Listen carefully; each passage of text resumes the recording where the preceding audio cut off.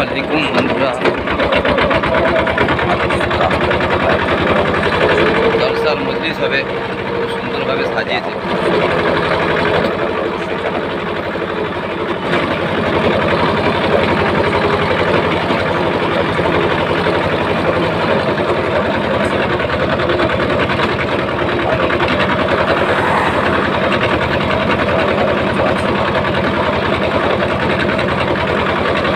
দেখতে থাকুন আপনারা এর আগে কি চলছে। রাস্তা মোটামুটি রাত্রের দিকে ফাঁকাই ছিল, সামনে দিয়ে দেখলাম যে গন্ডগোল একটু আছে। আপনারা দেখতে থাকুন ভালো করে। আরে এখন অনেকটা যেতে হবে।